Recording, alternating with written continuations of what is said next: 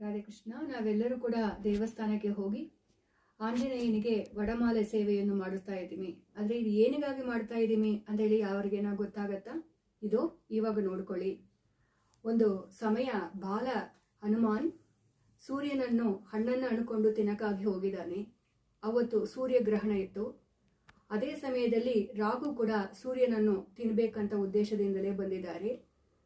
ಹನುಮಂತನೊಂದು ಬೇಗ ಅಧಿಕವಾಗಿ ಇರುವುದರಿಂದಲೇ ಸೂರ್ಯನನ್ನು ಫಸ್ಟು ನುಂಗುಬಿಟ್ಟಿದ್ದಾರೆ ಬಾಲ ಹನುಮಾನ್.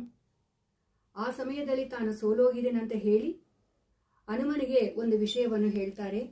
ಹನುಮನ್ನೇ, ನನಗೆ ಬಹಳ ಇಷ್ಟವಾಗಿರುವಂತಹ ಉದಿನ ಬೇಳೆಯಿಂದಲೇ ಯಾರು ಒಬ್ಬನು ವಡೆಮಾಲೆಯನ್ನು ಮಾಡಿ ಅದನ್ನು ನಿನಗೆ ಸಮರ್ಪಣೆ ಮಾಡುತ್ತಾನೋ ಅವನಲ್ಲಿ ಇರುವಂತಹ ರಾಹು ದೋಷಗಳನ್ನು ನಾನೇ ಹೋಗಲಾಡಿಸ್ತೀನಿ.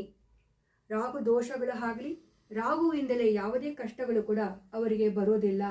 ಆದರೆ ನನಗೆ ಮಾಡುವಂತಹ ಆಹಾರ ಹಾವು ಆಕಾರದಲ್ಲಿ ಇರಬೇಕು ಅಂತ ಹೇಳಿ ಹನುಮಂತನಿಗೆ ವಾಕನ್ನು ಕೊಟ್ಟಿದ್ದಾನೆ ರಾಹು. ಜೈ ಶ್ರೀರಾಮ್.